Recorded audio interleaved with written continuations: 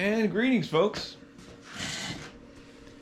Welcome to another fact-finding edition of Faulkner Fixes All, the only channel that matters, and the channel where we make the mistakes so you don't have to. Okay, so we did the tally on the votes. Thank you for voting. If you didn't vote, you can vote next time, because I kind of like that process. Guys, it gives me guidance, you know, when you have bicycle Schwinn ADD, you know, sometimes you just need to be pointed in the right direction. So it was pretty much a tie. It was really close to being a tie, but it wasn't.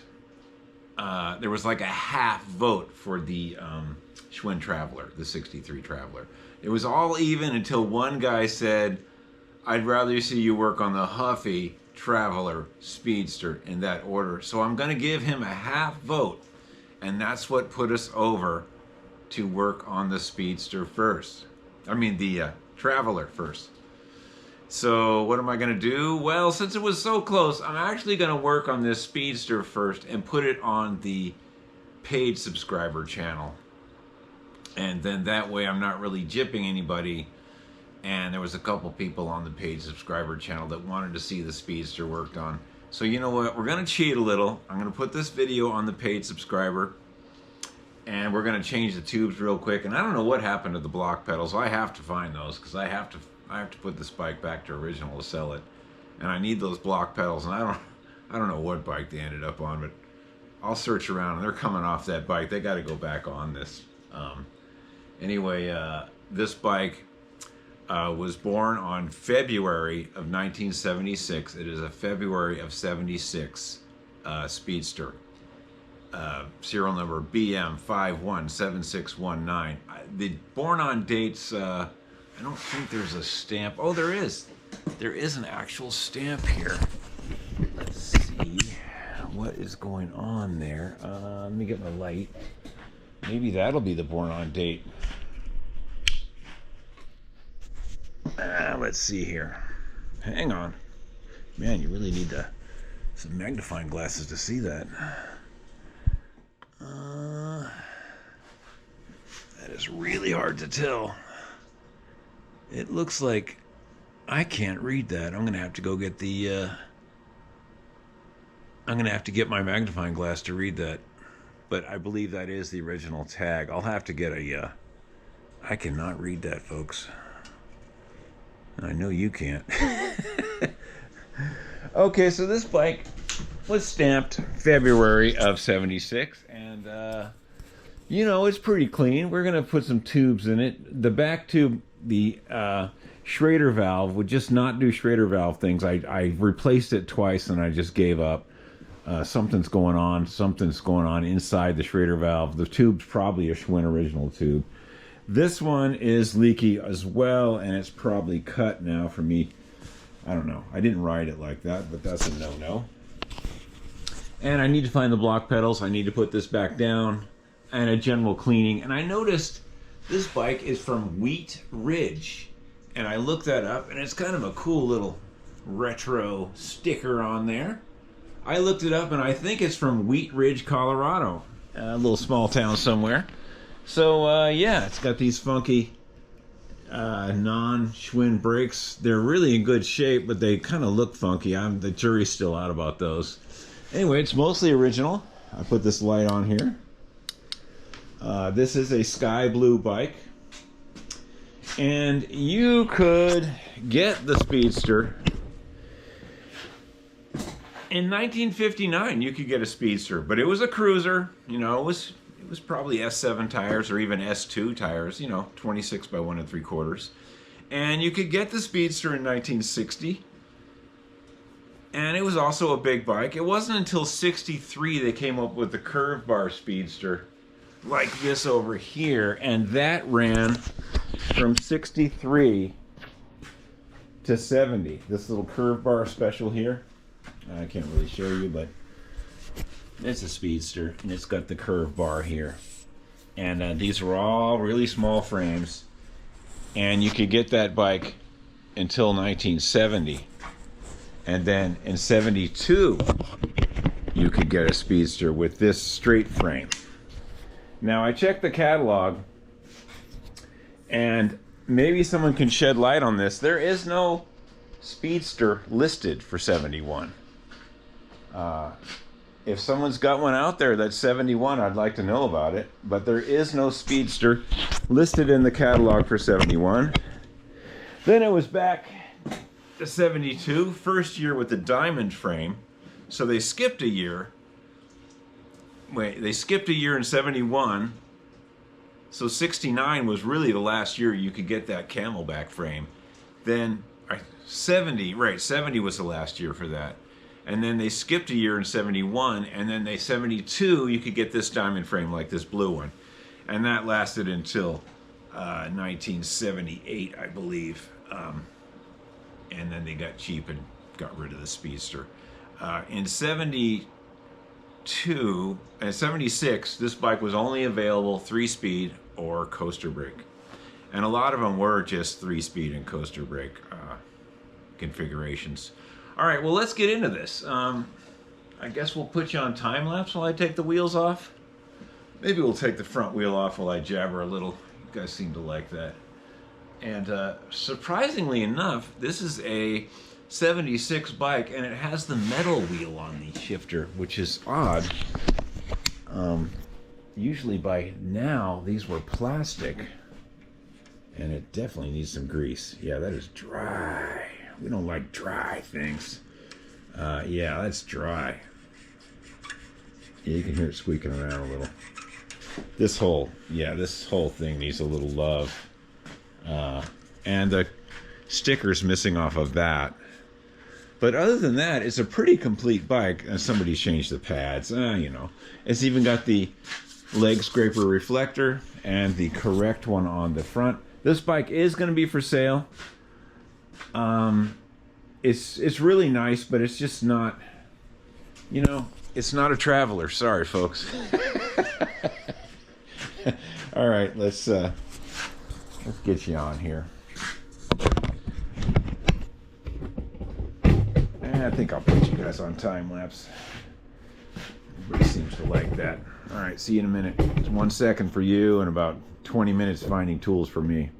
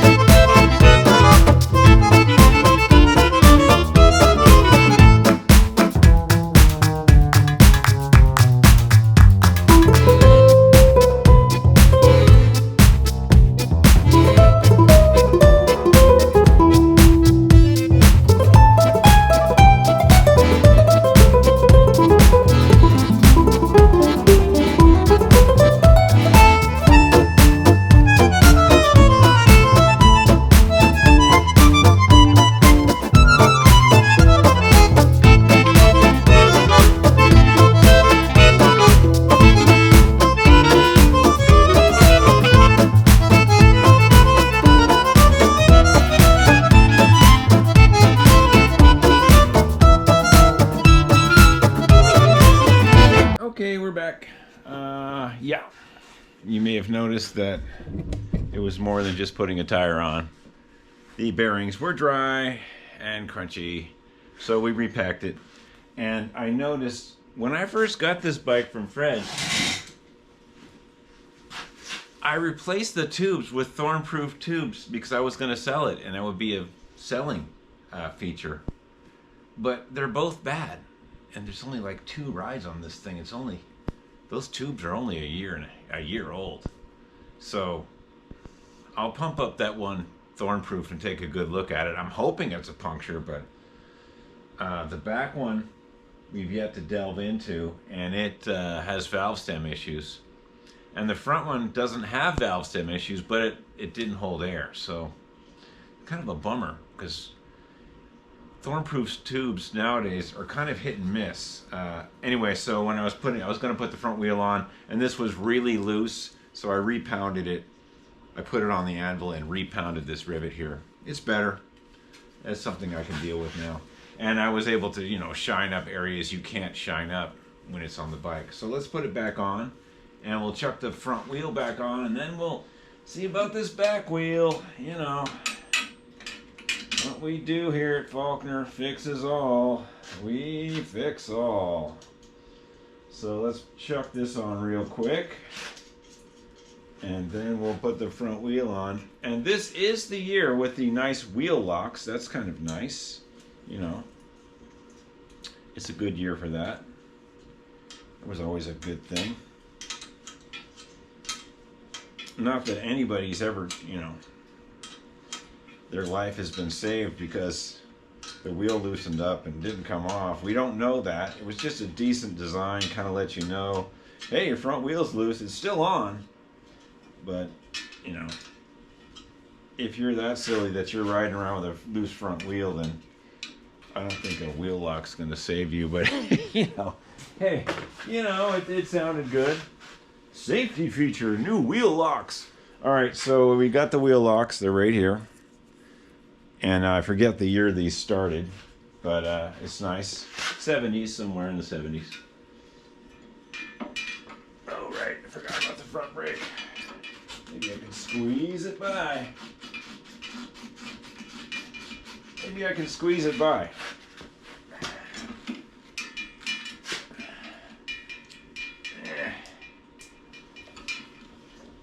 Definitely a two-hand job. I'm trying to squeeze it by without undoing the brake, and we did it, and we're in. And Bob's your uncle. There we go. Wheel lock.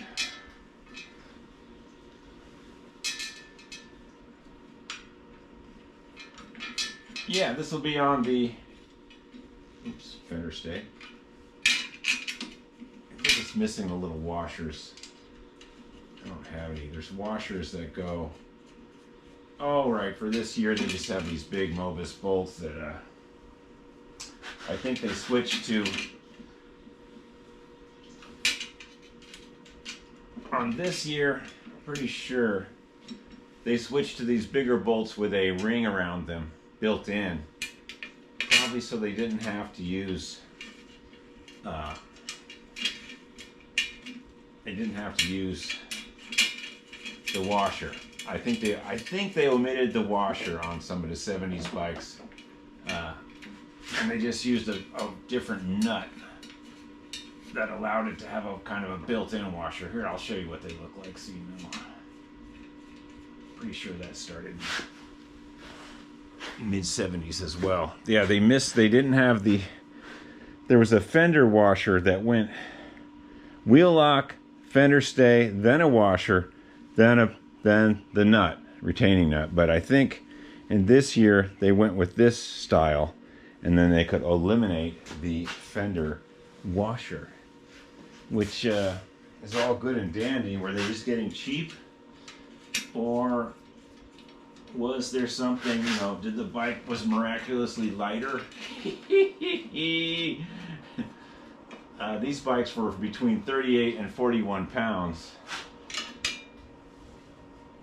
Depending on frame size. So, you know, I don't think you really...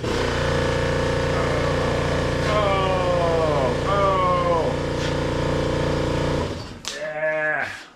I don't think you're really... If you're driving a bike like this, I don't think you're really into, you know, weight savings and stuff. This wheel lock is not wanting to go in, and I don't know why. Come on now. Oh, there we go. There we go. Just had to finagle it in there. Okay, I'm really glad since we had the wheel off, we repacked it and shined it up, and we redid the fender rivet as well. And these are all good things. Besides, you know, somebody might watch this video and buy the bike. Hey, you didn't repack that wheel. Okay, so that's pretty good. Yeah. Next, I did notice that this is feeling kind of tight. Obviously, that's way up. I think I had that up for storage, twisting it around in the basement. But I can feel, you guys can't feel it, but I can feel this is way too tight. And maybe it's even time to re-grease this. It just feels a little crunchy. I don't think you guys can hear that, but it feels crunchy, and I don't like that at all. So let's undo this, just let it hang, and take a look at the fork. And I will spare you the time consuming.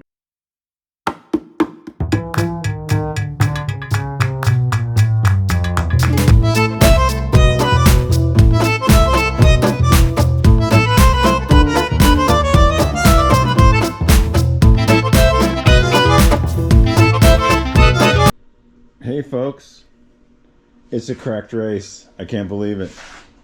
I've only seen a few of those. Let me get you under the light here. Wow, that's what the crunchy stuff was about. The race is cracked right in half. Fortunately, the part below the fork that seats the race looks good. So we're gonna find another used race. Wow, I'm so glad I actually checked that out. Something wasn't right in Denmark. I could feel it crunching around, like crunch, crunch, crunch. And the adjustment wasn't that bad. Here, we're going to put this down somewhere now that the wheel is on it and it's completely ungainly. Oh, let's just set it on top of these other bikes. Okay, we got to find another race. Let's look at this one. This one looks all right. A little gooey. Yeah, it was dry, hard grease. I mean, Fred didn't make any promises about this bike. He just said, here you go, let's sell this one. And then I offered to buy it, and he said, no, you don't owe me anything. Remember that, Fred? Okay, so this is nice and dry and cakey. We're going to have to clean that. And we'll look under there in a minute, too, with the light. And I think most of the damage is that broken race. Okay, so I'm going to dig out my... Wow, this was just going to be a quick little... Let's throw some tubes in it and, you know, put it on Shopify or something, or offer it to my subscribers. Yeah, well, you know, sometimes things don't go that way. Anyway, I can't. I have standards. I'm not going to sell the bike like that. We're going to fix it. Anyway, let me ditch you out for a minute, and I'll find this race, and we'll take that old one off, put the new to me used race back on, and go from there. There might even be one in here, actually.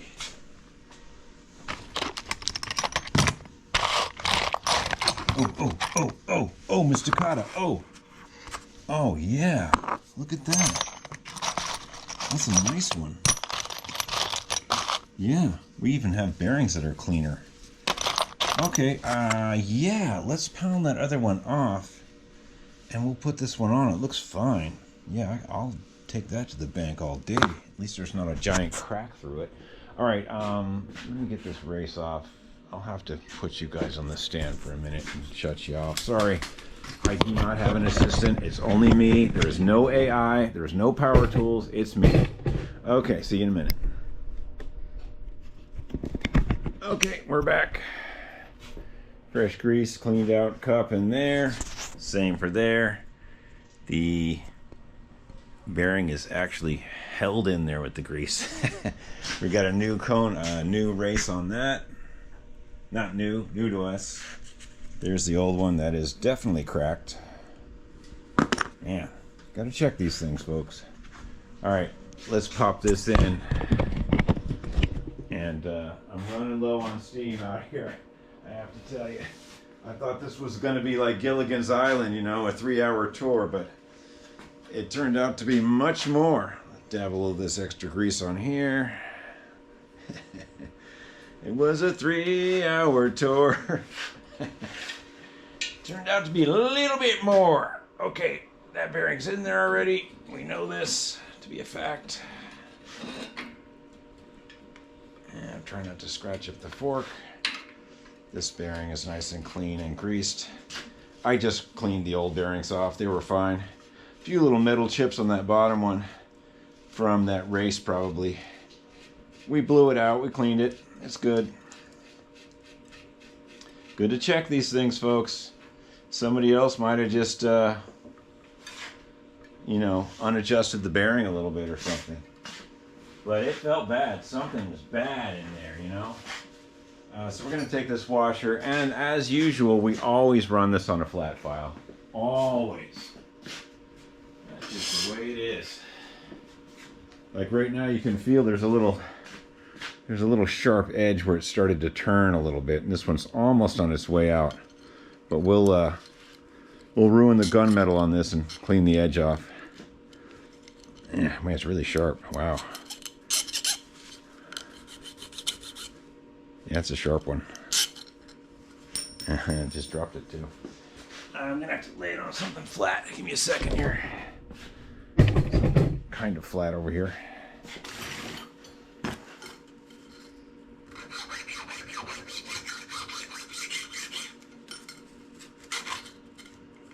That's a sharp one. I have a better one here. No, I don't. Those are kind of a rare part to get nowadays. So it's good.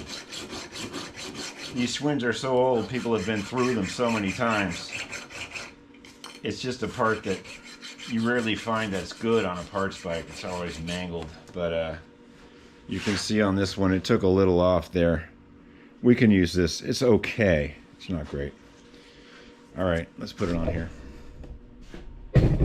We'll make sure there's some grease on this too, so it slides good.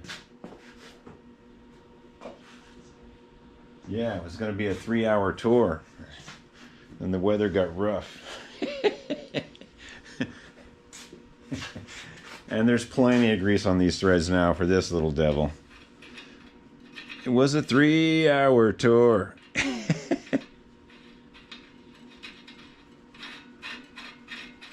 Okay, we'll get the final adjustment on this once we ride it around a little bit and things seat in. But for now, we're just going to kind of leave it a little bit loose. But I can tell you right now that the weird brindling feeling I was feeling earlier is gone. I mean, that feels much better. Oh, let's not jangle it around too much. All right, well, we're at it. Let's put the stem back in and put it to the correct level. And then we'll compress that front brake and put the cable back in. Hopefully I didn't damage any cables or anything. The fork was already scratched up there. Get rid of this. Whee! And obviously someone's put some grease on that. That was probably me. And we'll go from here. We'll just put a little mini snug on that for now.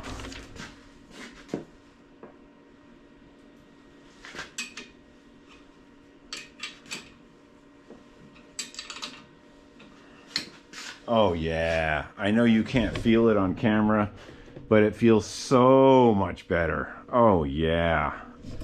So yeah, what was happening was that lower race, I'll clean it off so you can see the crack. The lower race was expanded. I mean, that crack was visible when it was on there. It was a good 1/16 of an inch open. And it was just creating a big burr for the bearings to roll over, and it just wasn't happy at all. So, you know, when you get a used bike, tear it all down. Check everything out, you know. Fred probably didn't even know about this. And speaking of Fred, we did find a fender stay for him. It's not Schwinn, unfortunately. I found two. One was Schwinn, and I used it. And I machined a little rivet, a little fake bolt there in the lathe to make it look like a rivet, but it actually has a Loctited machine nut on there. Yeah, good luck getting that off. But that was my last front Schwinn one I had, and I need it for the Traveler. But I have this non-Schwinn one. It's a little big here on the hoop, but I bet you can make this work. You'll probably have to drill these holes closer to the edge. I think you can make this one work, and you're gonna have to because it's the only one I have. So it's over here, Fred, and it's not Schwinn, unless that one's, no, that's a rear. Yeah, you can always tell the rear, they have the small hole there. It should look like this, and this is basically the condition I started with this front one. It was a lot of sanding. Yeah, and you can't make these rear ones work. They're too small. They're just too small. Okay, so back to the issue at hand. Let's put the front brake cable in and go from there. Cables look fine. They feel fine. And I think there might be a part 2 on this. Like I say, I'm kind of running out of steam here. Okay, we'll adjust that front lever later. Oh, I see. That's why it's tight. The cable came off. There we go. Okay, remind me to tighten that. Maybe I should tighten that right now. Yeah.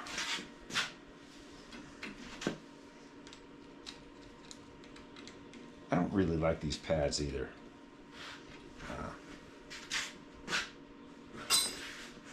I think I'll probably buy some new old stock looking ones. You know, some of the ones that are at least pink or, you know, black or something. I don't really like these.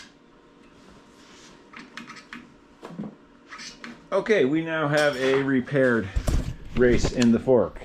And we have a nicely repacked wood rim, and we have a new tube that has slime in it. Now these, I bought these for this bike, and they are thorn proof. They're thick.